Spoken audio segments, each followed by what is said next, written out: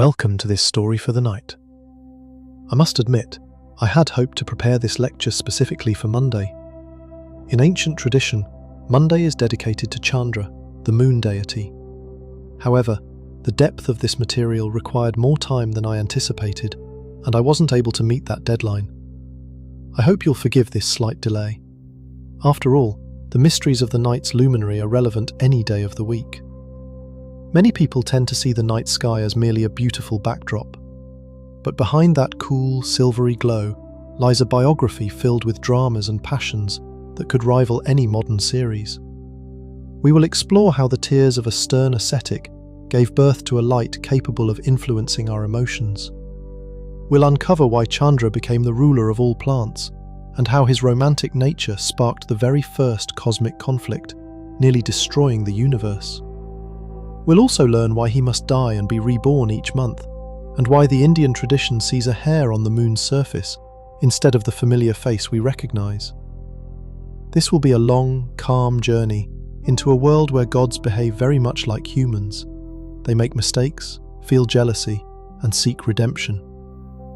Many thanks to those who support the development of this channel. Your support allows us to delve deeply and create truly quality content. Now, make yourself comfortable and let go of the day's tension. Let's begin. My name is Michael Reynolds. You're watching Ancient Secrets. Thanks for watching my content. I'd appreciate your subscription and like. Enjoy the video. In most popular sources recounting the origin of the moon god, you've likely heard the story of churning the cosmic ocean of milk, known in Sanskrit as Samudra Manthan. This grand event involved gods and demons joining forces to extract the nectar of immortality, Amrita. They used the towering Mandara mountain as a churning rod and the serpent Vasuki as a rope, stirring the cosmic waters for millennia. From the frothy white foam, bubbling with the tension of the universe, various wonders emerged. Deadly poison, a magical cow, and the precious gem Kaustuba. Then, at one moment, illuminating everything around with soft, cool light, Chandra rose from the ocean. His radiance was so beautiful that Shiva himself, captivated by the purity of this light, placed the crescent moon in his tangled hair, granting it an honored place above the head of the universe's destroyer. This version of Chandra's birth seems quite logical, considering the direct connection between the moon and tides known to ancient observers. However, if we look into older and more secretive texts, particularly the Vayu Purana and Brahmanda Purana, we find a completely different, more personal and philosophically profound story of the night luminary's origin. According to these traditions, Chandra is not merely a byproduct of a cosmic experiment to obtain immortality. He is the son of a great sage named Atri. Sage Atri is one of the Sapta Rishi, the 7 great sages born directly from the mind of the creator Brahma. Atri had a chaste and faithful wife named Anasuya. The story tells that one day, Atri decided to undertake a severe ascetic practice. The sage retreated to the forest, assumed a motionless posture, and focused all his consciousness on the supreme truth. He controlled his breath, abstained from food and water, and fixed his gaze on a single point. Years passed, perhaps centuries, as time flows differently in myths. His concentration reached such a peak that his body began to glow. All the accumulated energy, or tapas, ascended to his eyes. Ancient texts describe this moment in great detail. Atri did not weep from sorrow, but the pressure of light and energy inside him became unbearable. Tears sprang from his eyes, but these were not salty drops. They were pure liquid light, a radiant substance with divine nature. These so-called tears were so powerful that, if they fell to the ground, they could burn or flood entire worlds. However, according to the legend, this light was caught by the goddesses of the directions, the Dishi. In Indian cosmology, space is not empty, it is governed by divine forces. The goddesses of the directions try to hold this sparkling embryo within their wombs, hoping to nurture it and give it form. But the energy of sage Atri was too great. Despite their divine nature, the Dishi could not contain this fire for long. After some time, exhausted, they released the sacred light onto the earth. Then the creator Brahma himself intervened. Seeing the precious substance falling, he caught it and placed it in his chariot. There, under the Creator's watchful eye, the formless light finally took on a body, consciousness, and a name: Chandra. Thus appeared the one who would later be called the Lord of the Night. When he took form, his radiance spread throughout the universe. As the scriptures say, plants that were once withered suddenly filled with sap, and beings felt an unexplainable peace. Now, let's examine why these two seemingly contradictory legends exist, and how they complement our understanding of the moon's nature. The first version, with the ocean, points to Chandra's material connection to water. The moon governs liquids. In our bodies, that means blood, lymph, and hormonal secretions. In nature, it means oceans, rain, and plant sap. Being born from water symbolizes the birth of the Lord of Matter, the master of life's rhythms. The second version, of birth from the eyes of sage Atri, reveals a hidden esoteric meaning. In Vedic astrology, Jyotish, the moon governs not only fluids, but also the mind, or manas. Eyes have always been considered the gateways of perception and reason. That Chandra is born from the eyes of a great sage in deep meditation speaks to the nature of our own mind. Our mind is an instrument of perception, capable of reflecting the soul's light, just as the moon reflects the sun's light. Folklore and Sanskrit scholars note an interesting detail. The names of his parents carry deep symbolism. Atri can be translated as the one who consumes, or the Sapasa, and Anasuya means free from envy. The birth of the shining moon god from such parents suggests that a clear, calm mind can only arise where there is strict discipline and absence of negative emotions like envy. Thus, the legend ceases to be just a story and becomes a guide to psychology. Want to attain lunar calm? Practice control over your emotions, like Atri. Moreover, there is a connection here to the concept of Soma. In the Rig Veda, Soma is both a deity of the moon and a sacred drink that grants inspiration and immortality. Atri's tears are that primordial Soma, liquid light. They flow from the eyes of the ascetic as a result of transforming coarse matter into spiritual power. The goddess Dishi, unable to hold it, symbolizes ordinary space, which cannot contain higher knowledge without proper preparation. Therefore, in Indian tradition, Chandra is a bridge between physiology, water and bodily fluids, and psychology, the mind and emotions. He is born twice, first as an idea and light from the sage's eyes, then as a physical body manifested in the world. When we look at the night sky, we see not just a satellite, but an ancient symbol of how, through the heat of effort and purity of intention, a cooling, healing light is born, one capable of dispelling the darkness of night. Let us continue. After Chandra took form in the Creator's chariot, his existence was no longer just a flash of divine light. Brahma, observing how the newborn god illuminated every corner of the cosmos, found it necessary to officially assign him certain spheres of influence. What followed is described in ancient texts as a great coronation or the establishment of Dharma for the young deity. At this moment, Chandra ceased to be merely the son of sage Atri and became a full administrative unit of the cosmos, if one may say so, with clear duties and powers. Brahma appointed him ruler over several fundamental domains. First, Chandra became the rightful lord of stars and planets, leading the celestial forces of the night. Second, he received the title of King of the Brahmins, the caste of priests and keepers of sacred knowledge. And thirdly, which completely changes our understanding of the natural cycle, he was proclaimed the lord of all medicinal herbs and vegetation in general. But why were these three realms united under the lunar god's leadership? The role of ruler of the stars seems the most obvious. The moon is the brightest object in the night sky, and its dominance over the nakshatras, the constellations, is logically justified. However, the connection to the Brahmins and plants is quite unusual and requires closer examination. In the Indian tradition, Brahmins are those who work with the mind, prayer, and ritual. Since we already know that Chandra governs the human mind, his patronage over the priesthood is entirely natural. The mind of a Brahmin should be like the full moon, pure, cool, and reflecting the light of higher truth without distortion. Yet the most intriguing aspect of this role is his authority over the realm of flora. In ancient texts, Chandra is often called Ashatipati, which literally means Lord of Medicinal Herbs. According to scholars studying ancient Indian medicine, Ayurveda, there is a clear distinction between solar and lunar energies in nature. While the sun gives plants the power for growth and metabolism, the moon, as ancient treatises suggest, is responsible for filling them with sap and healing properties. It is believed that every night Chandra pours nectar upon the earth, known in Sanskrit as soma. This nectar is absorbed by roots and leaves, transforming ordinary herbs into medicine. Consequently, the gathering of certain roots and plants in Indian tradition has always been tied to lunar phases.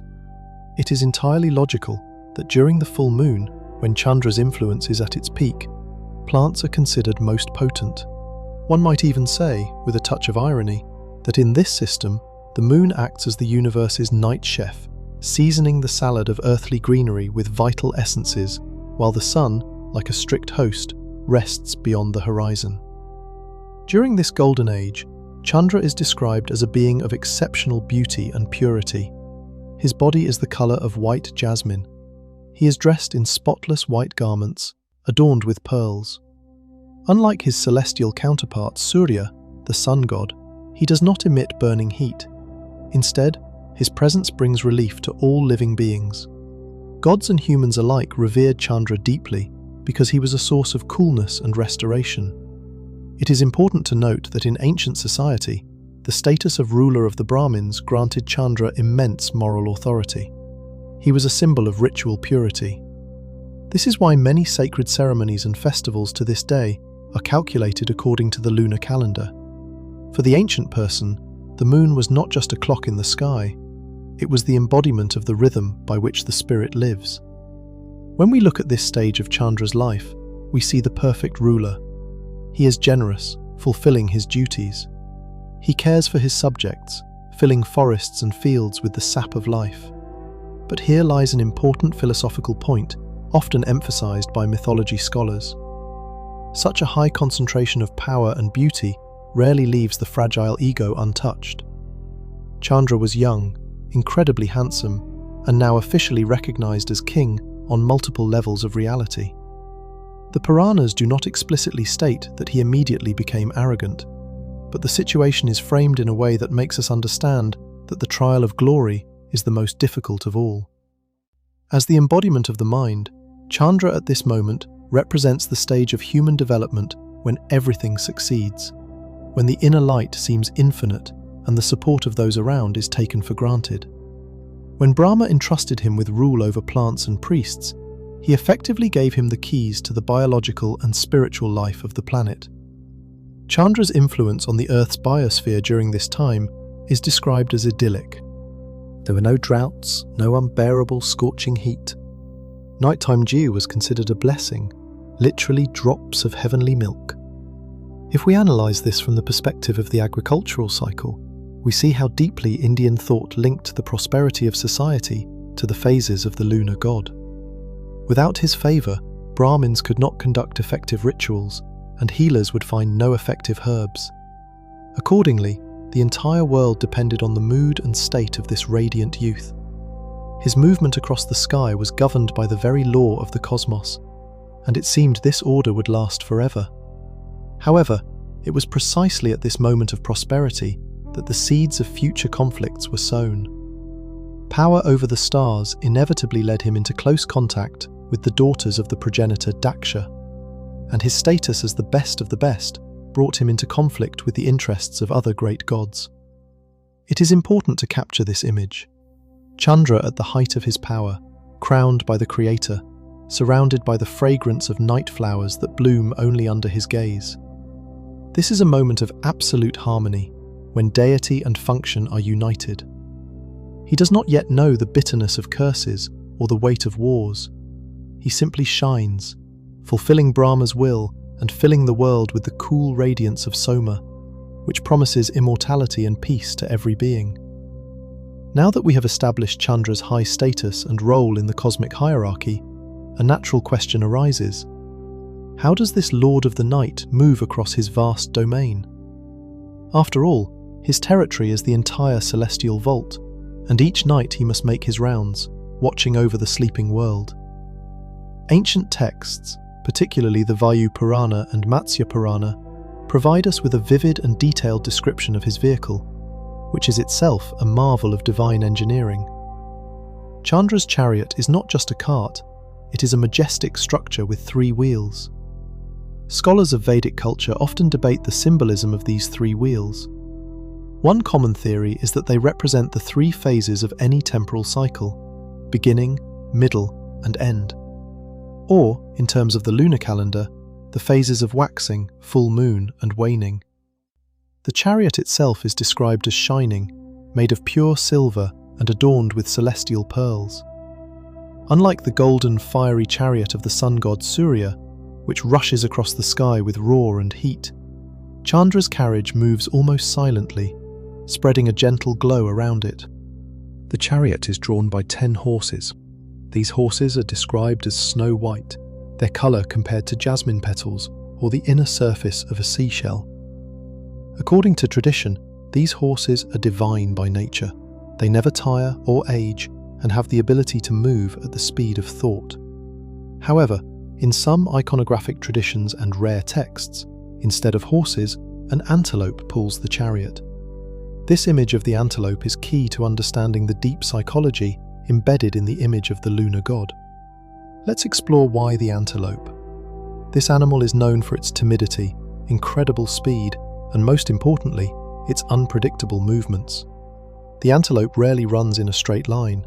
It weaves, pauses, listens for sounds, and then bolts again. In Indian philosophy, this image is closely linked to the concept of manas, the human mind. Our mind behaves exactly like a frightened antelope. It darts from past to future, is restless, and reacts to every external stimulus. The fact that Chandra controls a chariot drawn by such an animal, or horses with the character of an antelope, tells us about his function of controlling the psyche. He is the one who holds the reins of our restless consciousness. Chandra's journey across the sky is not just a physical movement from point A to point B. It is the management of time, but a special kind of time. If the solar day is a time of sharp shadows, clear logic, and active deeds, then the lunar night is the realm of blurred boundaries. You have probably noticed that at night, time flows very differently. It becomes thick, slow, and stretching. 1 o'clock at night can feel like an eternity or pass in the blink of an eye. This is the influence of Chandra's chariot. As it moves across the sky, it alters the perception of reality for all living beings. In its presence, logic gives way to intuition and dreams. Interestingly, like any monarch, Chandra has a retinue. Alongside him on the chariot travel deities of coolness and moisture. As the wheels silently turn, grinding away the minutes of the night's quiet, dew descends from the heavens to the earth. This moisture is considered healing, but what's important here is the mechanism itself. Chandra's movement triggers restoration processes. Nature, exhausted by the day's heat, awaits the arrival of this silver chariot as a form of salvation. There's also a fascinating aspect related to the chariot's route. Chandra doesn't wander the sky randomly. His path is strictly regulated. Unlike planets, which may move backward or take winding routes, the moon always moves forward, though at varying speeds through specific sectors. These sectors aren't just empty stretches of space, they are star houses, palaces where he is awaited. Here, we begin to understand that the chariot isn't meant for war or hunting, it's a wedding procession that never stops.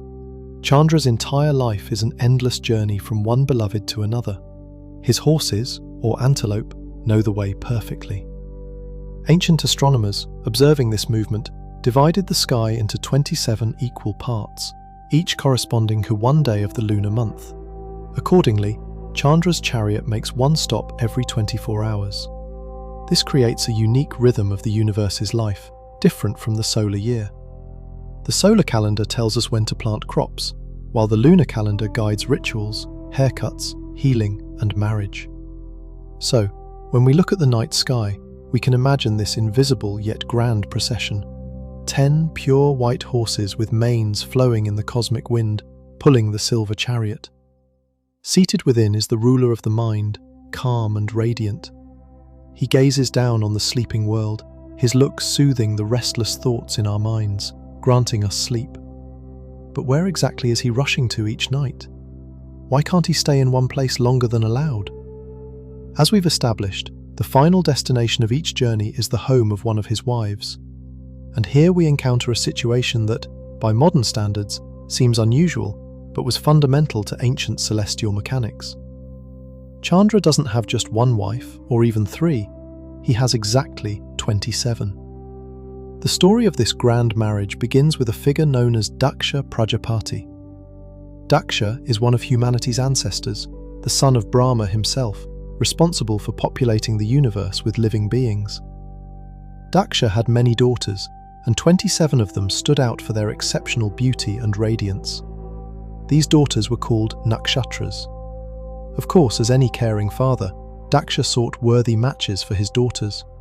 Who better than the young, radiant, newly crowned lord of the mind and plants? Chandra was the perfect candidate.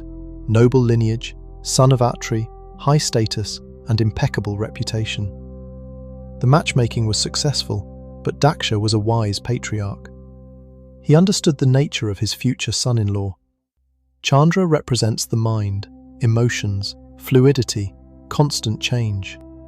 His daughters, the nakshatras, demanded stability and respect. So before giving their hands, Daksha set a strict condition. Chandra must swear to treat all 27 sisters equally. No favourites, no partiality. Each wife was to receive an equal amount of time, attention, and love. Chandra, likely dazzled by the bride's beauty or the prospect of such a union, easily gave this oath. Of course, he might have thought, I am a deity. I have enough love for all. Thus, this union was formed, which, in essence, serves as the oldest astronomical map for us. Let's explore what lies behind the mythological image of 27 wives. Nakshatras are lunar stations, or, in modern terms, constellations through which the moon passes during its full orbit around Earth. In Indian astronomy, the ecliptic, the path of the sun and planets, is divided not into 12 zodiac signs, as in Western tradition, but into 27 sectors. Each sector is one wife, one nakshatra. Physically, Chandra's moon spends about 1 day, more precisely 1 lunar day, in each sector. The full lunar orbit relative to the stars, the sidereal month, lasts approximately 27.3 Earth days. Accordingly, the myth of Chandra's multiple wives is a brilliantly wrapped scientific fact. Ancient astronomers, watching the sky, saw that each night the moon spent in a new star house. Tonight, it visits Ashvini in the Aries constellation. Tomorrow, it moves to Bharani, then to Kritika, the Pleiades, and so on, until the last wife, Revati. Chandra's life became an eternal cycle of visits. Imagine the schedule of this god. He has no permanent home in the usual sense. His home is wherever he spends the night. He is a perpetual guest. As soon as dawn breaks, he must gather, harness his horses, and journey to the next wife to keep the vow given to his father-in-law.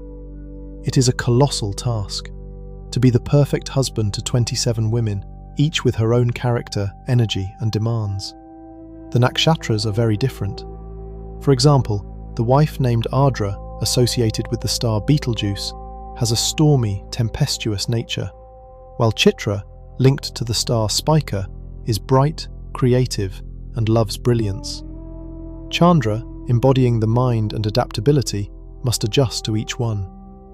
Here lies another interesting psychological aspect. Our mind, Chandra, is coloured by the mood it inhabits. When the moon is in a certain nakshatra, it is said that the Earth's overall emotional atmosphere changes. Sometimes we are aggressive, sometimes tearful, sometimes active. This Chandra adapts to the character of the wife he is currently visiting. At first, everything went smoothly. Chandra, true to his word, fairly distributed his radiance. Daksha was pleased.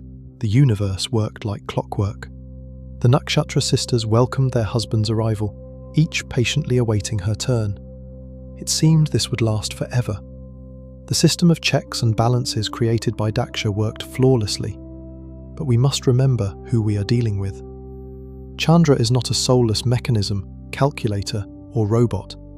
He is a living emotion, a fluid that takes the shape of its container. Emotions have one dangerous trait. They are irrational and prone to attachments. It is impossible to love all equally when it comes to individual personalities. It's a utopia. Sooner or later, someone must seem dearer, more beautiful, or more interesting than the others. And that happened. Among the 27 sisters was one whose name translates as red or growing. Her name was Rohini. She is associated with the bright reddish star Aldebaran in the Taurus constellation. Rohini was not only beautiful, but possessed a special magnetism, the art of seduction and passion.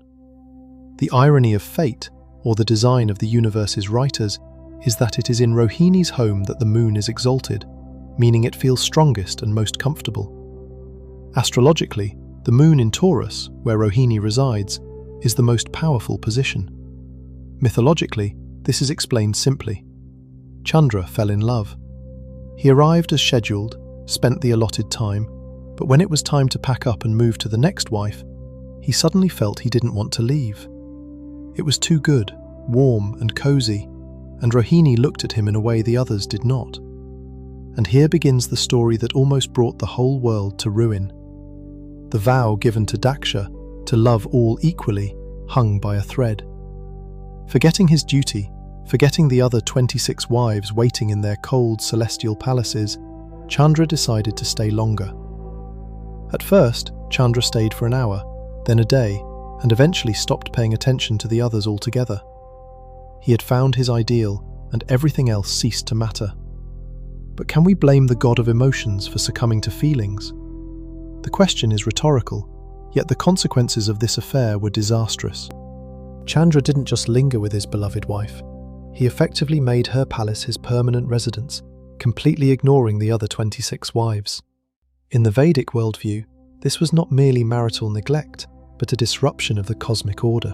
Each nakshatra or lunar mansion must receive its share of moonlight and soma to sustain life in the universe. The empty palaces of the other wives fell into gloom. Nakshatras like Kritika, Revati, and Anuradha began to fade. Mythology describes their state not simply as hurt feelings, but as existential exhaustion. Deprived of their lord's attention, they lost their radiance, their beauty dimmed, and their celestial functions faltered. Without the nourishment of lunar nectar, the constellations became barren and lifeless. This was not jealousy in the human sense, but a breakdown of energetic balance. Seeing the futility of waiting, the sisters decided on a collective protest and went to their father, Daksha Prajapati. Daksha was a monumental figure, the guardian of laws and order, ensuring every element of creation fulfilled its role. When he saw his daughters emaciated and dimmed, he was outraged. Their complaint was simple yet tragic. "Father, the husband you chose for us has turned away. He lives only with Rohini, and we have become invisible to him." Being a wise steward of the universe, Daksha did not act rashly. He understood Chandra was young, and passion might have clouded his judgment temporarily. So the progenitor summoned his son-in-law for a serious talk. This was the first warning. Daksha reminded Chandra of the sacred vow made before the wedding fire. "You are a graha," he said. "Your duty is to maintain celestial order, not to be ruled by your desires. Your behavior disrupts harmony. Return to your responsibilities and be fair to all." Before the stern father-in-law, Chandra outwardly showed submission. He listened, acknowledged his fault, and promised to adjust his visits. It seemed the conflict was resolved.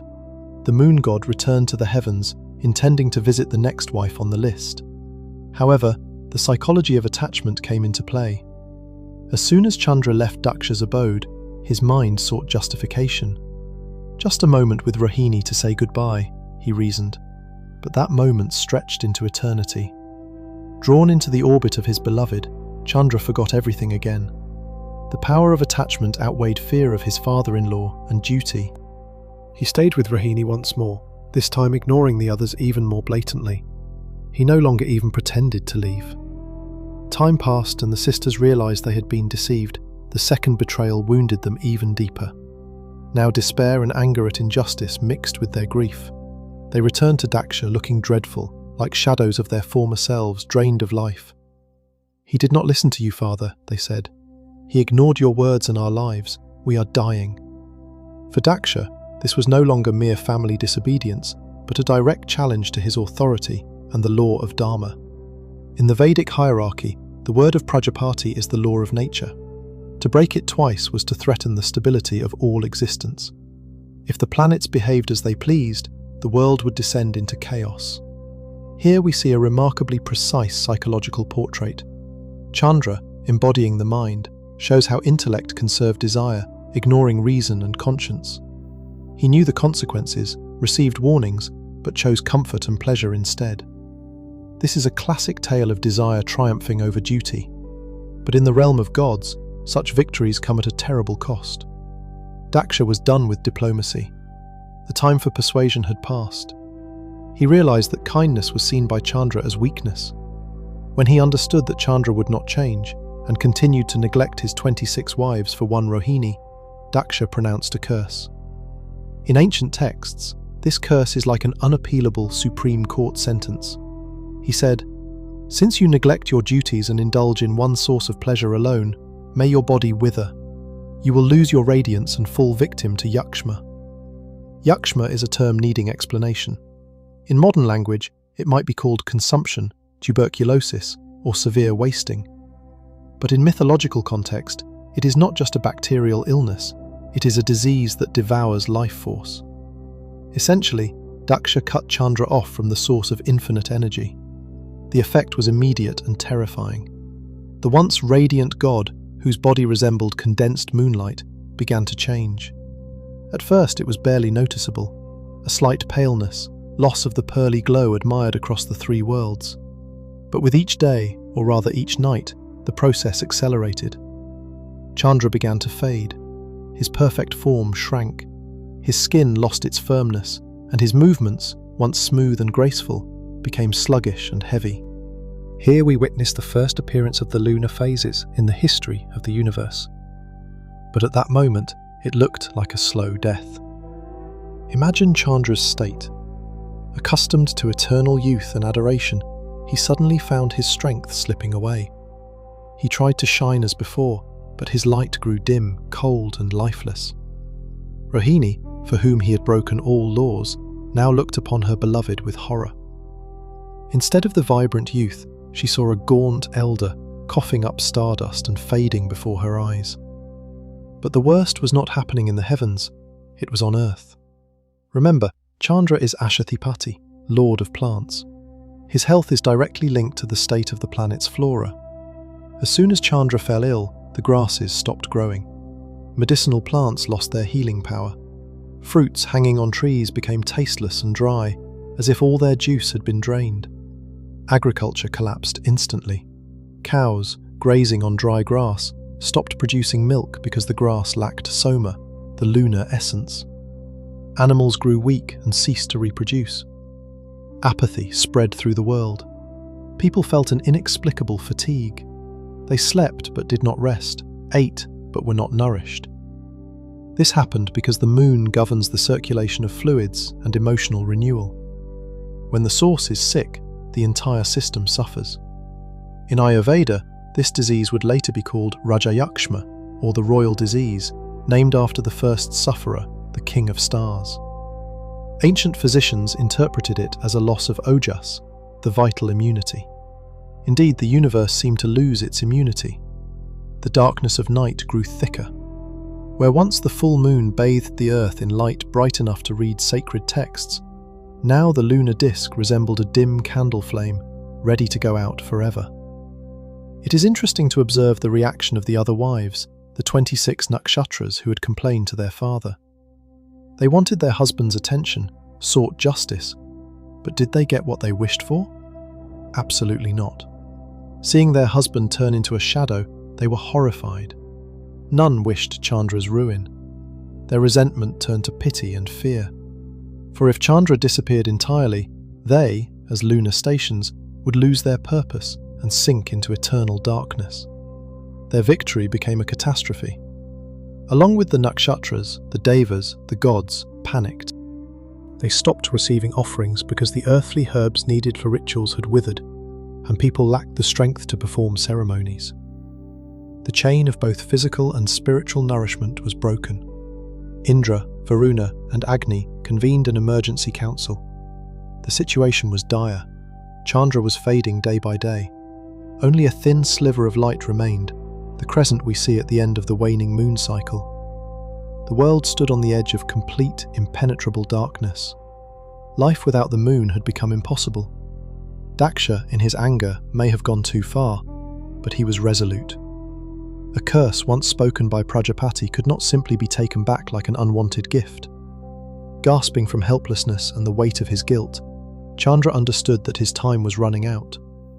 By divine standards, he had only moments left to live.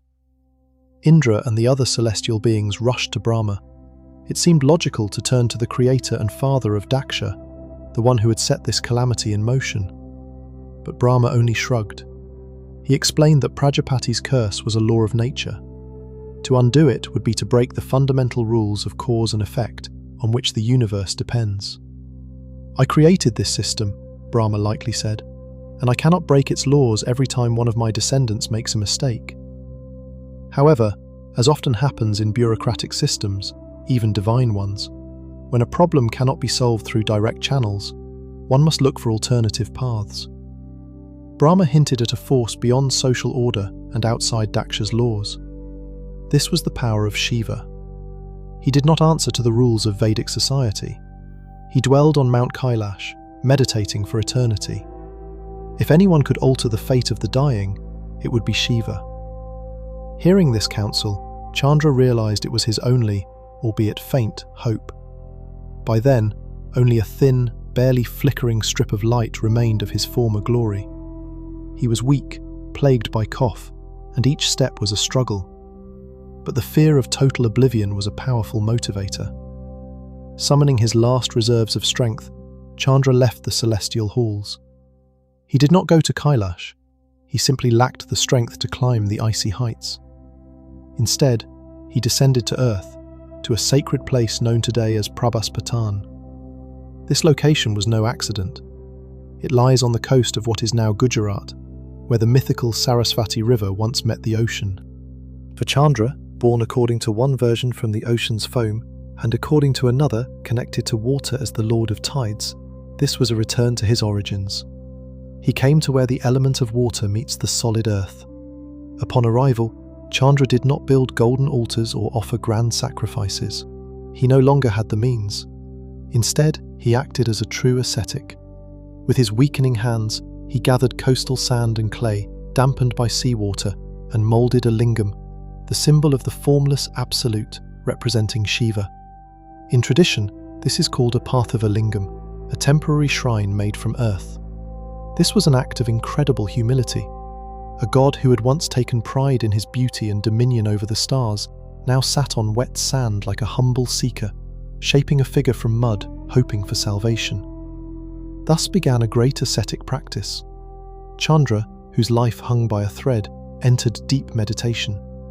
According to legend, he continuously repeated a mantra addressed to Rudra, the fierce form of Shiva. This mantra is now familiar to anyone acquainted with Indian culture, the Mahamrityunjaya mantra. Its meaning is profound and, ironically, quite fitting for this story. The prayer asks to be freed from death as easily as a ripe cucumber detaches from its stalk. Chandra was not merely asking for extended life. He sought transformation, a way out of the cycle of doom. This continued for 6 months. For one whose hours were numbered, half a year was eternity. But here, time worked differently. The sincerity of his prayer was such that it slowed the process of decay. Chandra remained suspended at the threshold between life and death. The wind buried him in sand. The ocean waves, once under his command, now drenched him completely, yet he did not move. It is fascinating to observe the psychological transformation of our hero. Illness and the fear of death stripped away all masks.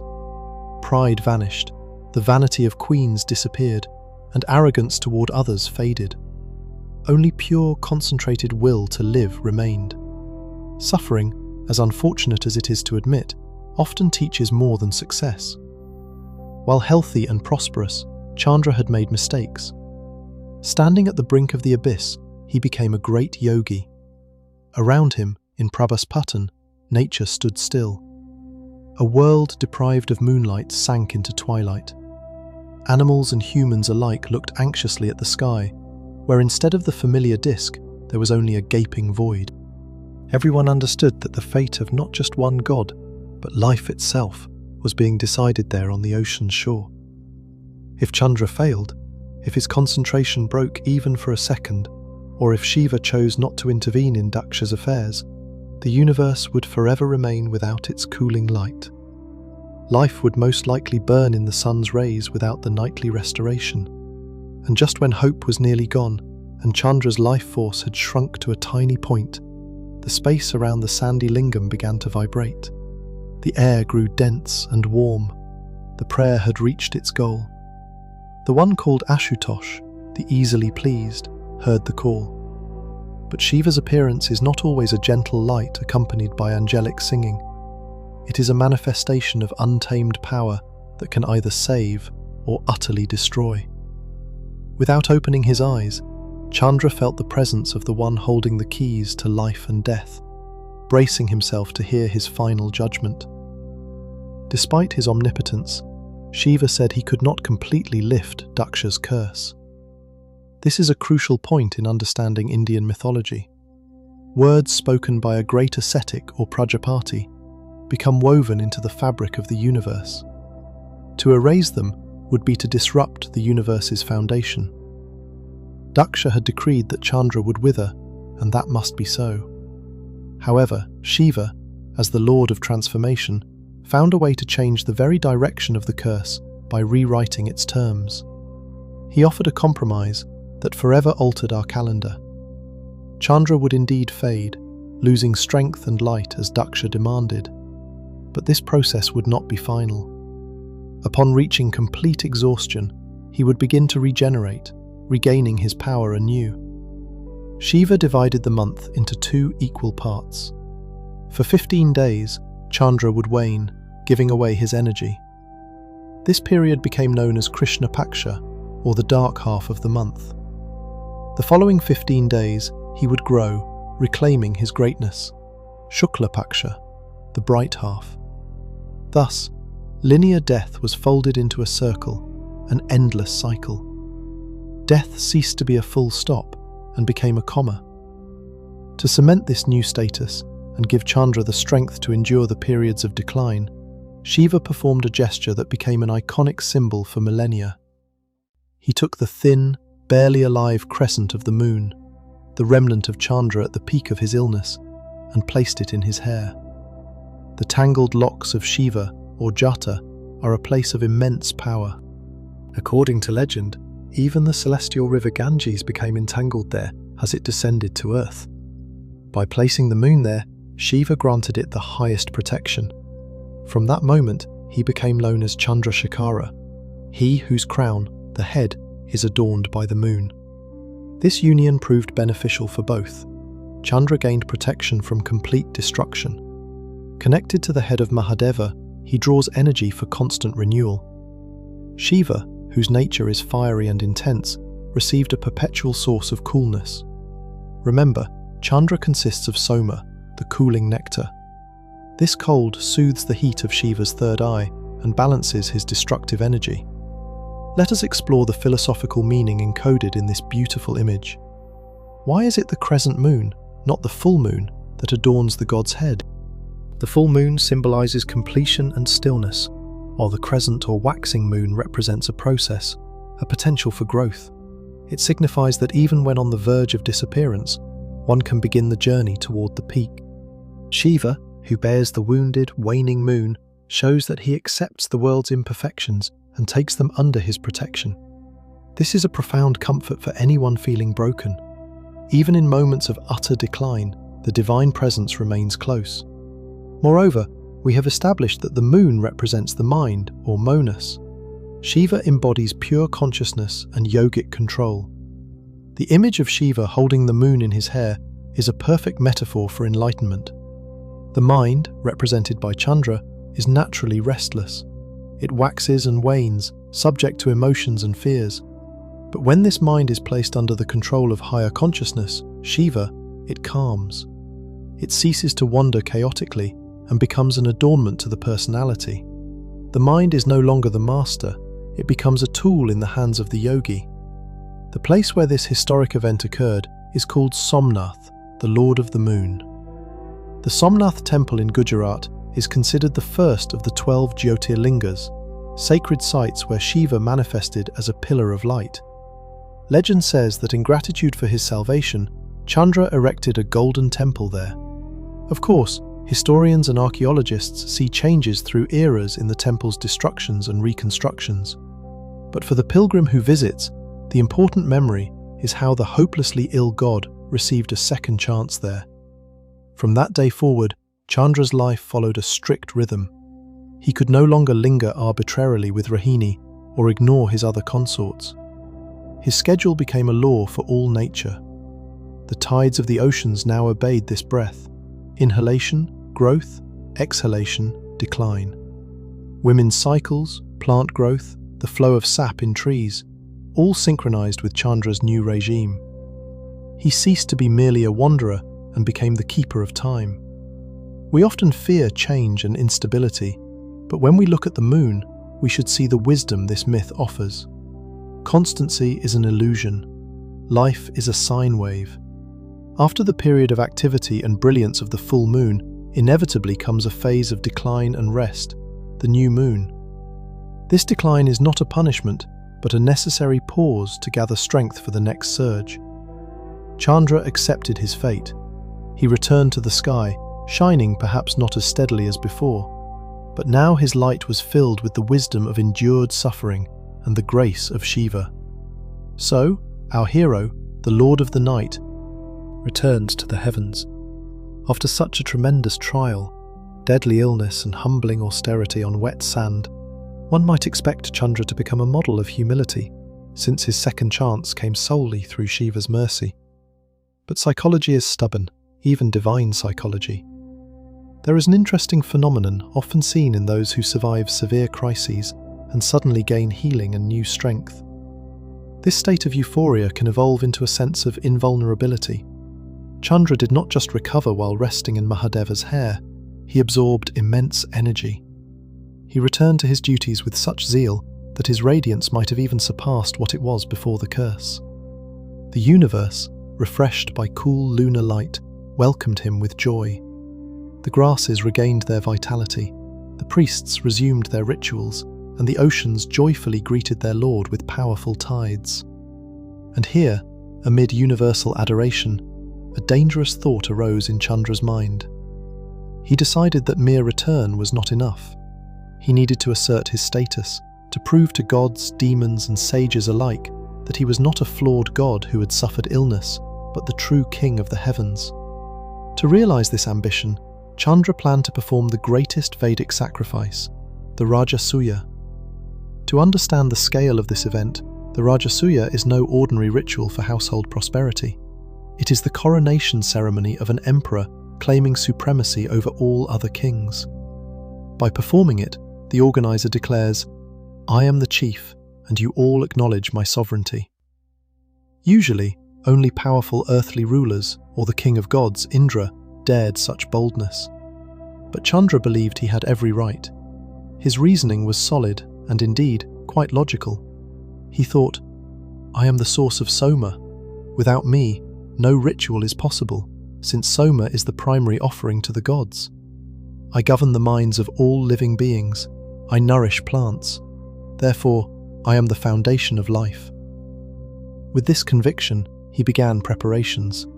It was a grand event. Texts describing this period say that all the greatest sages and gods gathered for the ceremony. The chief priest performing the libation into the sacred fire was Chandra's own father, the sage Atri. lending legitimacy to the proceedings. The other 6 great rishis were present, and even the progenitor Daksha had to appear, adhering to protocol, though his relationship with his son-in-law was, to say the least, strained. The sacrifice proceeded flawlessly. Smoke from the sacred fire of Agni rose to the highest realms.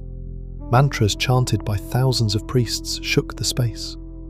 Clad in golden and silver garments, Chandra received honours at the ritual's conclusion during the ceremonial bath called Avavrita Snana. He literally glowed with accumulated merit, virtue, and authority. He received the title that firmly established his position, Dvija Raja, or King of the Twice-Born, meaning the Brahmins. It was at this moment of triumph that the fracture occurred, a common fate for those with absolute power. The success of the Rajasuya intoxicated Chandra more than any drink. Instead of gratitude, pride, known in India as ahamkara, took root in his heart. He began to look down on other gods. Let's analyze his thoughts at that moment. He looked at Surya, the sun, and thought, "You are too harsh and fierce. You dry the world while I give it life and coolness." He regarded Vayu, the wind, as merely his servant, scattering clouds before his face. He even began to compare himself to Indra. Chandra came to believe that his beauty and intellect made him exceptional, entitled to more than the others. Scholars of ancient texts note that the Rajasuya often marks a turning point leading to conflict. Recall the Mahabharata, where a similar ritual sparked the Great War. The same principle applies here. Feeling like the center of the universe, Chandra ceased to recognize boundaries of propriety. Dharma, the law of righteousness that had punished him so harshly before, now seemed like a rule written for others, weak and ordinary. But he was a king, a conqueror of death, Shiva's favorite. Who dared to command him?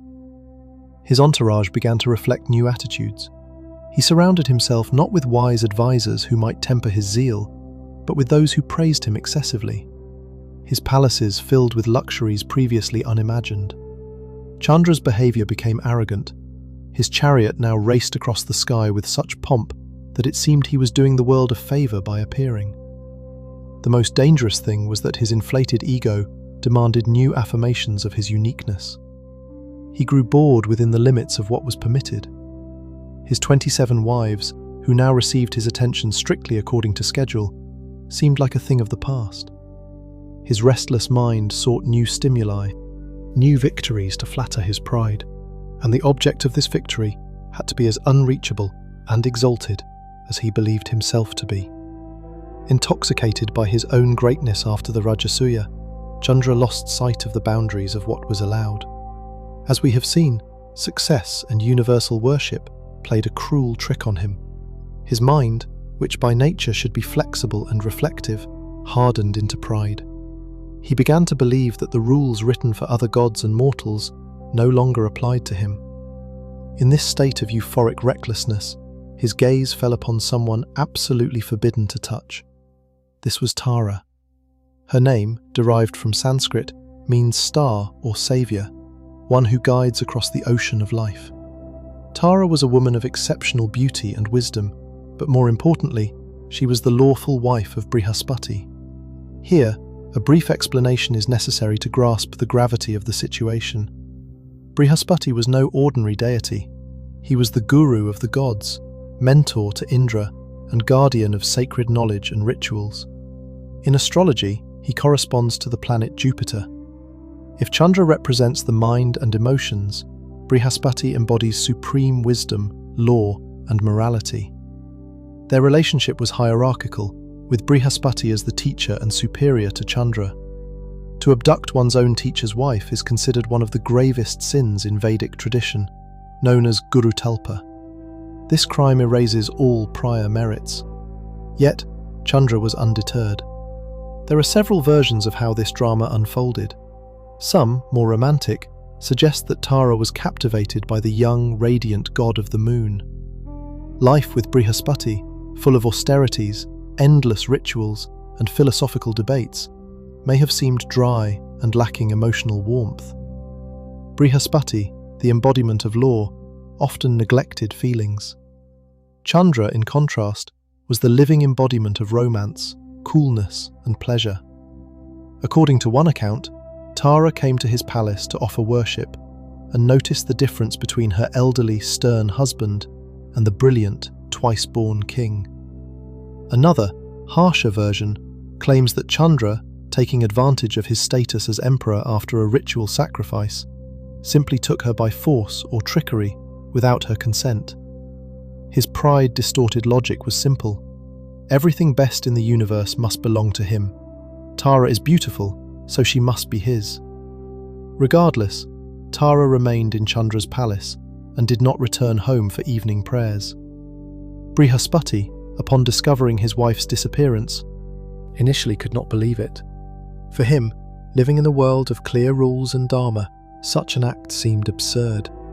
He sent disciples to Chandra with a humble request to return his wife, assuming some misunderstanding had occurred. Chandra's response was bold and shocking. He declared to the messengers that Tara stayed with him of her own free will. Whether this was true remains uncertain. He claimed that, as the new Lord of Fate, he had the right to any woman in the three worlds. He literally laughed at the morality embodied by Brihaspati.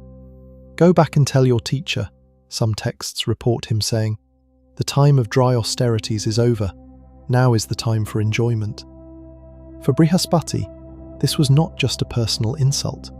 It was a blow to the very foundations of the cosmos. If the guru of the gods cannot protect his home, what meaning do laws have? If Chandra's emotions can steal Tara, the guiding star, from Brihaspati's wisdom, then the world is doomed to chaos. Usually calm and benevolent, Jupiter was furious. Yet as a sage, he sought to resolve the matter diplomatically once more. He personally went to the gates of the Moon Palace. Their meeting is described as a clash of two polarities. Brihaspati, dressed simply as a hermit with a staff in hand, demanded respect for the law. Chandra, dazzling in jewels at the height of his beauty and power, scornfully rejected these demands. He was like a rebellious youth who had run away from home and now believed he was wiser than his parents. "She is happy here," he said. "Don't you see? Here is nectar, music, love. What can you offer her? Boring mantras and smoke from fires." This confrontation carries deep symbolic meaning. It represents the classic conflict between desire and duty, heart and mind. Chandra embodies the untamed subconscious overpowering intellect, leading Tara away from higher wisdom. Unfortunately, intellect often succumbs to such temptation. While in the Moon Palace, Tara indeed shone brighter than in her husband's abode, but it was a dangerous brilliance. Realizing words were useless and that Chandra had lost touch with reality, Brihaspati appealed to a higher authority. He went to Indra, king of the gods. "If you do not intervene," the guru warned, "I will curse not only Chandra but the entire celestial realm." Order had to be restored. Indra was in a difficult position. On one side was Chandra, his relative and supplier of Soma. On the other, Brihaspati, his teacher, without whose counsel he had never won a battle against demons. The tension escalated. When Chandra learned that Brihaspati was gathering a coalition, he was unafraid. His pride only swelled further. "Let them come," he thought. "I will show them the power of my light." He began rallying allies. Here, the darker side of celestial politics emerged. Those who hated Brihaspati sided with Chandra. Brihaspati's chief adversary was, of course, Shukra, the guru of demons, associated with Venus. Shukra, mentor to the Asuras, had long sought an opportunity to spite his rival. Upon learning that Chandra had taken Brihaspati's wife, Shukra immediately offered the moon god his support and protection. "The enemy of my enemy is my friend." This principle worked flawlessly. Millions of Asuras, eager for any chance to fight the gods, joined the alliance. The conflict over Tara quickly escalated beyond a family scandal into a global confrontation, known in ancient texts as the War of Tara. This event uniquely illustrates how personal ambitions and old grudges can divide even the celestial realm. The universe split into two irreconcilable camps, and the front line was not between good and evil in the usual sense, but between two ideologies, two worldviews. Why did Shukra enter this conflict? Clearly, Tara's fate or Chandra's romantic feelings were his least concern. Shukra and Brihaspati were eternal rivals, both great Brahmins and scholars of the Vedas, representing opposing forces. As mentioned, Brihaspati was the guru of the gods, Shukra the guru of demons. Shukra had long sought a chance to humiliate his competitor, to prove Brihaspati's wisdom flawed since he could not even protect his own wife. The alliance between Chandra and Shukra was purely political. Rebellious mind united with demonic cunning against orthodox law. Once Shukra declared his support for Chandra, legions of Asuras and Danavas began gathering at the Moon Palace. Those who had long hidden in the underworld saw Chandra's act as a signal to act. Their reasoning was simple. If one of the gods, Chandra, rebelled against Indra, the king of gods, then the system had cracked, and that crack must be exploited. Blinded by pride, Chandra welcomed this help. He led this army of chaos. Believing the end justified the means, the battle began. Descriptions in the Puranas abound with terrifying details. This was not a war of swords and arrows as humans understand it. It was a battle of mantras and astras, celestial weapons controlled by sound and will. The sky blazed. The stars, the very nakshatras, wives of Chandra, watched in horror as their husband tried to destroy the order he was meant to uphold. Seeing the scales tipping and the Asuras led by Shukra gaining ground against the gods, Rudra himself intervened, the fierce aspect of Shiva. This was a critical moment. Shiva, who wears Chandra in his hair and protects him, is also the defender of Dharma. When lawlessness reaches its limit, personal feelings give way. Rudra took up his fearsome bow Argava and aimed his trident at his beloved. Rudra's involvement changed the nature of the war. What had been a political clash now threatened the total destruction of the cosmos. The destructive energy emanating from Shiva began to burn the Asura legions. The earth trembled violently, as if pleading with the higher powers to end this madness. It turned to the creator Brahma, begging for salvation, for the weight of sin and destruction had become unbearable. Brahma, who until then had observed from his lofty abode in Satyaloka, realized the situation had reached a deadlock. Neither side could claim victory without destroying the very fabric of the universe itself. The Creator descended to the battlefield. His arrival silenced the weapons. Brahma's authority, as the elder and ancestor of all involved, was unquestionable. He addressed the instigator directly, delivering a stern rebuke to Chandra. His words were likely along the lines of, quote, "Zero." The threat was real. Despite his stubbornness, Chandra understood he could not stand against the will of Brahma and Shiva's trident. His allies, the Asuras, embodying the wrath of the Trinity, quickly retreated, leaving Chandra alone before his enraged kin. The allure of power faded. Chandra saw reality clearly once more. He was not the emperor of the universe, but a wayward youth who had played recklessly with fire. With a heavy heart, suppressing the last remnants of rebellion, Chandra agreed to return Tara. It was a moment of humiliation, but also of sobering clarity. The war that could have ended the world concluded not with a triumphant victory, but with the firm decision of the universe's administrator. However, Tara's return was not a happy ending. As she left the lunar palace and approached her lawful husband Brihaspati, a tense silence fell. Everyone present, gods, sages, asuras, noticed what could not be hidden. Tara was pregnant. Her radiant appearance and rounded belly spoke volumes. Brihaspati found himself in an even more complicated position than at the war's start. He had fought to bring his wife back, only to receive her bearing a gift from his enemy. As the guru of the gods, whose reputation was built on purity of lineage and ritual, he could not simply accept a child conceived in transgression. He refused to acknowledge paternity. Chandra, on the other hand, defiantly faced his rival, claiming the child was the fruit of true love and belonged to him. A scandal was brewing again, threatening to ignite violence anew. Tara remained silent. She stood between two great men, guarding a secret upon which the future depended. Brahma, who had not yet left the scene, was forced to intervene once more. He approached Tara and asked her a direct question she could not avoid. "Whose son is this, fair one?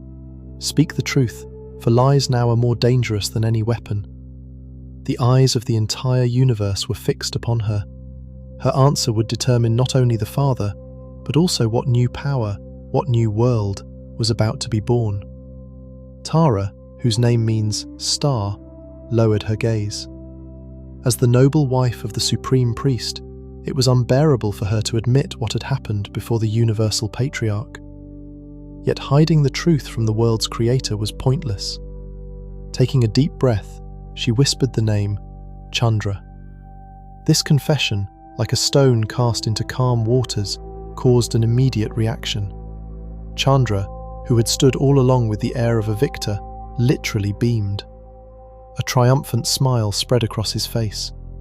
He had achieved what he wanted. Not only had he humiliated his rival Brihaspati, but he had also proven his masculine power by continuing his line. Brihaspati, hearing this, sighed deeply. His wisdom had allowed him to foresee such an outcome, but hearing it aloud was bitter. Still, as a true Brahmin, he maintained outward calm, not allowing anger to distort his features. At that very moment, as if confirming the mother's words, a child was born. And this was no ordinary baby. Ancient texts describe his birth with special reverence. He was not a helpless, crying infant. The newborn radiated a soft, greenish light, reminiscent of emeralds or fresh grass. His gaze was thoughtful, piercing, and surprisingly mature. It seemed he already understood everything about this world, barely having entered it. Brahma, looking upon his grandson, was struck by his beauty, and more importantly, his intellectual potential. He saw that the boy possessed an extraordinary mind, capable of deep analysis and remarkable cunning. The Creator exclaimed, "Truly this child is endowed with wisdom," and he named him Buddha. We must be careful not to confuse this figure with Gautama Buddha, the founder of Buddhism, who would be born millennia later. Our Buddha, spelled with a single D, means awakened, wise, or simply intelligent in Sanskrit. In astrology, Buddha corresponds to the planet Mercury. Now the Divine Assembly faced a new, equally complex dilemma. Who would raise this gifted child? The biological father, Chandra, immediately asserted his rights. He wanted to take the boy to his lunar palace, where he would grow up in luxury, comfort, and pleasure. This seemed logical, but then something occurred that stands as a beautiful example of Dharma triumphing over personal grievance. Brihaspati, the deceived husband, the guru of the gods, whose wife had been taken and whose honour violated, stepped forward. Instead of disgust at the illegitimate child, he felt admiration. Brihaspati embodied wisdom and pedagogy. He understood that leaving such a sharp intellect as Buddha's in the hands of an emotional, unstable, and sometimes reckless Chandra would be a crime against the universe. Chandra's mind, without discipline, could only produce chaos. Buddha's intellect required structure, education, and strict ethical boundaries. Brihaspati performed a noble act that commands deep respect. He declared that he would accept Buddha as his own son. He conducted the naming ceremony and other sacred rites, effectively adopting the child of his enemy. Seeing her husband's magnanimity, Tara returned home. Chandra, though displeased, dared not oppose the decision supported by Brahma himself. After all, the lunar god, prone to indulgence, might quickly tire of the role of single father and mentor to a prodigy. Let us now consider this myth symbolically. The birth of Buddha, Mercury, is an allegory for the emergence of intellect. Who are his parents? The father, Chandra, represents the mind, emotions, and subconscious. The mother, Tara, symbolizes the star, the highest goal, the guiding light. Intellect is born when our restless mind aspires toward a lofty purpose. But why is intellect considered illegitimate? This is a subtle point. Logic and rational thought, represented by Mercury, often behave like rebels. They question tradition, seek new paths, and may conflict with dogma. Intellect is always somewhat of an outsider to orthodox belief, yet it must be nurtured in the house of Brihaspati's wisdom. If intellect is left to its own devices, or ruled solely by Chandra's emotions, it becomes cunning, elusive, and potentially dangerous. Only under the guidance of wisdom and morality does a sharp mind become a useful tool for creation. Buddha grew up to be incredibly intelligent, eloquent, diplomatic, yet complex. Astrologers say Mercury is a gender-neutral planet, or one that takes on the nature of the planets it connects with. This reflects his heritage: son of the moon, student of Jupiter. He can be poet, mathematician, merchant, or mystic, a blend of his father's gentleness and his stepfather's discipline. Buddha's coming-of-age story is full of adventures, but the key point is how this conflict, which nearly destroyed the universe, was resolved through creation. The chaos of war gave birth to a new planet. Chandra returned to his palace alone, but now he had an heir. His lineage continued through Buddha, the Emerald Boy, from whom the greatest dynasty of earthly kings would emerge, a dynasty that played a crucial role in human history. Chandra, watching his son's achievements from afar, experienced mixed emotions. On one hand, pride, for Buddha inherited his beauty and intelligence. On the other, a slight jealousy, since his son was raised in the house of a rival. But Chandra had no time for long reflections. His chariot continued its eternal journey, with phases following one another, and soon his attention turned to earthly matters.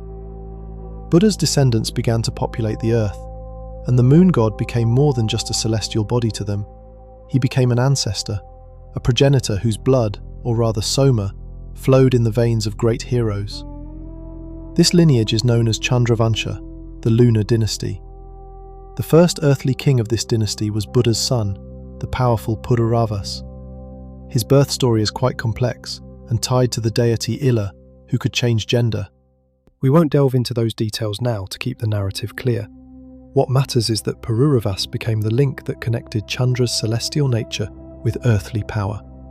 He founded the capital at Prayaga, and from that moment, the moon's influence on human fate shifted from purely astrological to genetic.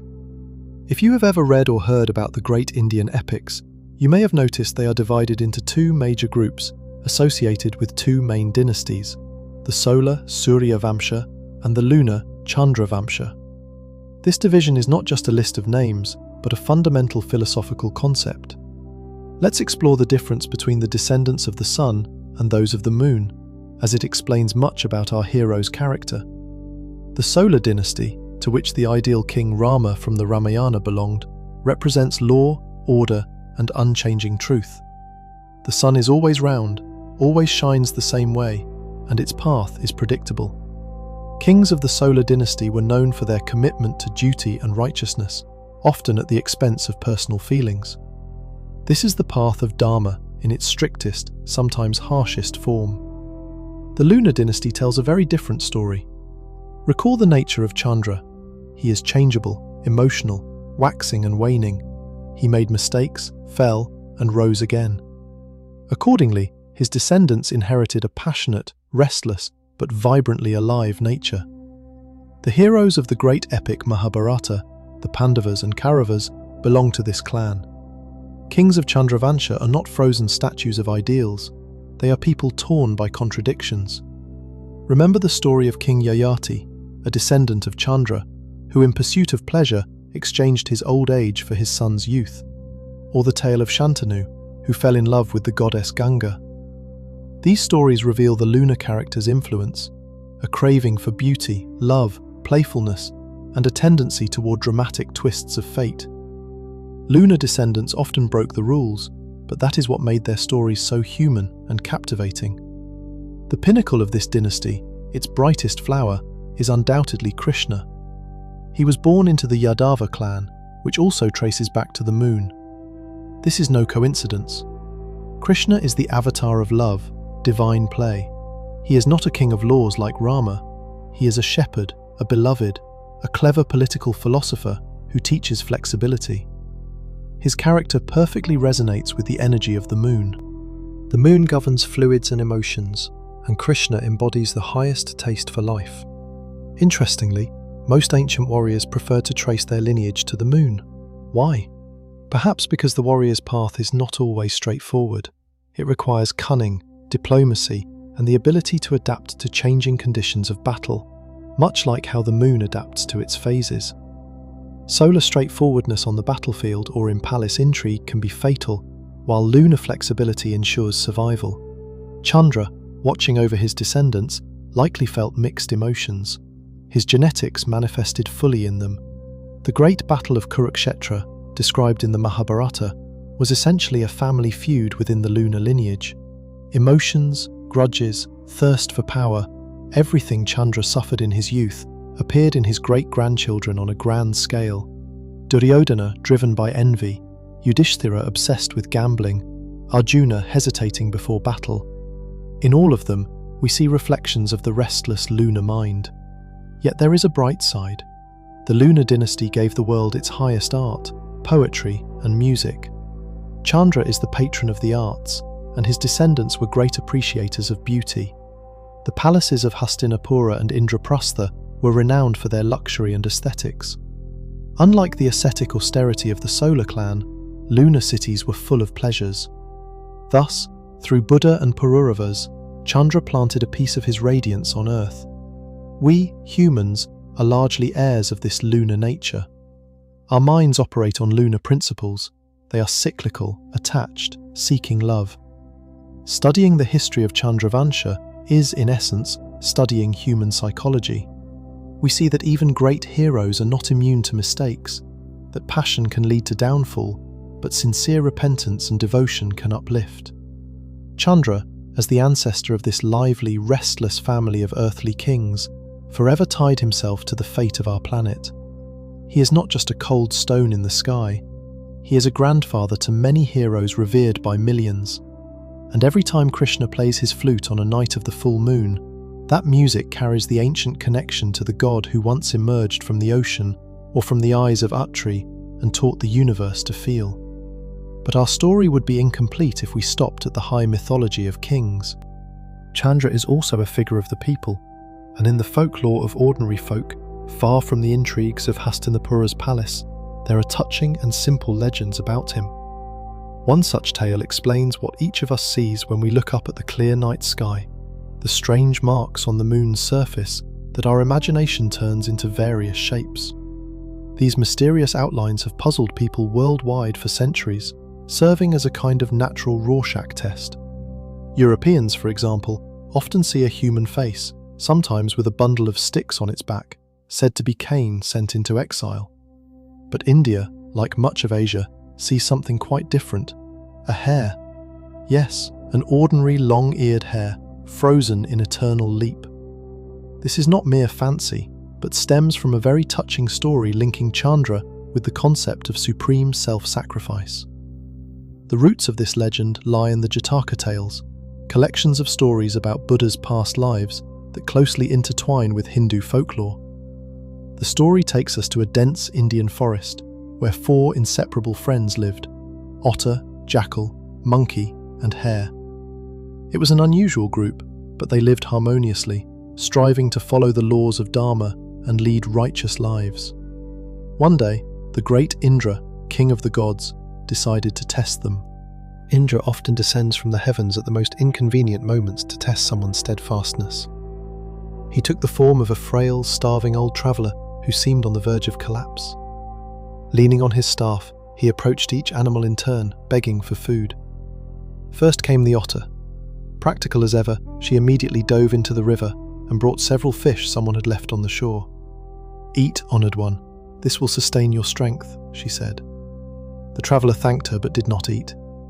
Next was the jackal. Well, jackals are jackals. He had stolen a pot of sour milk and a piece of meat, which, to be honest, was not very fresh, and proudly offered it to the traveller. Indra nodded again, accepted the offering, but did not touch the food. Then came the monkey, cheerful and nimble, who quickly gathered ripe mangoes and happily handed them to the guest. Then it was the hare's turn. Our long-eared hero found himself at an impasse. He ate only grass. Offering a guest a handful of grass would be an insult, a violation of the sacred duty of hospitality. The hare understood he had nothing to offer but his own body. This is the moment that sends chills down the spine. The hare did not try to find excuses. He asked the traveller to light a fire. When the flames rose, without hesitation, the hare shook off any insects that might be clinging to him, so as not to harm any other life along with his own, and jumped straight into the fire. He was ready to become a meal, just to uphold the law of hospitality. But, as often happens in myths, the fire behaved unusually. The flames did not burn even a single hair. Instead, they felt cold, like flowing water. The old traveller immediately shed his rags, and before the astonished hare appeared the radiant Indra. The Lord of the Heavens was so moved by the purity of the little creature's intentions that he decided to immortalize this act. According to the legend, Indra took a massive mountain, squeezed juice from it like ink, and used this substance to draw the hare's silhouette on the surface of the moon. He said, "Let the whole world, when looking at the moon, remember your sacrifice until the end of time." Since then, when people gaze at the full moon, they say they see that very hare. Moreover, one of the moon's epithets in Sanskrit translates literally as the one who holds the hare. Of course, if we remove the lens of mythology for a moment and put on the glasses of science, the romance quiets down, but remains no less fascinating. What the ancients saw as Indra's drawing is actually vast basalt plains. Astronomers call these lunar seas. They are solidified lava that poured out billions of years ago after massive meteorite impacts. These dark spots, scars on the moon, are traces of cosmic catastrophes. Temperatures there range from -170 to +120 degrees Celsius.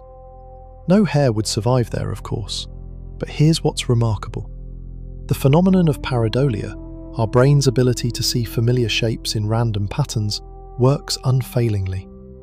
Our brain, this incredibly complex biological computer, desperately seeks meaning wherever the eye falls. And apparently, it is far more comforting to see a noble hare in the sky, ready to sacrifice itself for another, than just cold fields of frozen basalt. This legend serves an important purpose. It softens the image of the moon itself. We remember its pride, its mistakes, its passion, as told earlier. But the hair on its face seems to balance the deity's karma. The moon bears the mark of absolute kindness. It becomes a canvas for a great moral lesson. This creates a fascinating duality. The moon's changing, sometimes capricious side serves as an eternal reminder of unwavering, steadfast virtue. So next time you look up at the night sky, try to forget the craters. Try to find the hare. Perhaps it will help you see the world around you a little differently. Sometimes a beautiful myth tells us more about human nature than dry geological facts. The moon continues to shine, and each person sees in that light what they want to see. Some see physics, others ancient magic and self-sacrifice. If we try to bring together everything discussed over the past hour and a half, the image of the moon stops being just a pretty picture in the night sky or an ancient tale. This character is wonderfully complex. We saw its birth from the tears of an ascetic, witnessed its triumph as the king of plants, observed its, to put it mildly, impulsive actions in the story of the old woman and the guru's wife, and felt sympathy when it faded under a curse. The moon is not a frozen ideal like the sun god often is. The sun represents law, order, and unyielding schedule. It always rises in the east and sets in the west. It is never late or moody. Living alongside such an ideal would probably be unbearable for an ordinary person. The moon, however, is quite different. It embodies changeability. It waxes and wanes, hides behind clouds, then shines so brightly it outshines the stars. This imperfection is what makes it so relatable.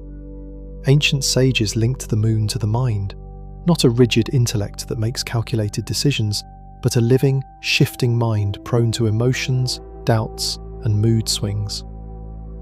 Looking at the moon's story, we see a tale full of ups and downs, essentially a map of human life. Recall the moment of its greatest power during the Rajasuya sacrifice: pride, blinded by success. Who among us hasn't gone through similar phases, even if on a smaller scale? And how naturally a fall follows, a loss of light and the need to seek refuge by the ocean. This cycle embedded in the moon's myth offers profound comfort. In today's world, we are often pressured to constantly grow, faster, higher, stronger. We see stopping or declining as a disaster, a failure. But the moon's story, blessed by Shiva, tells us otherwise. Waning is not the end. It is a necessary phase of rest, cleansing, and preparation for rebirth. One cannot always be a full moon. Periods when we feel like a crescent, or when our light vanishes entirely at the new moon, are natural parts of existence. Shiva, who wears the moon's crescent in his tangled hair, seems to affirm, even in our most vulnerable, diminished state, we remain under the universe's protection.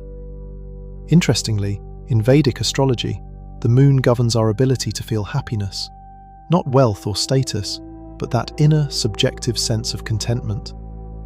This is a subtle point. One can own palaces, like the moon once did, yet suffer from dissatisfaction and desire for what others have. Or one can be depleted, having lost everything, yet find peace meditating by the ocean.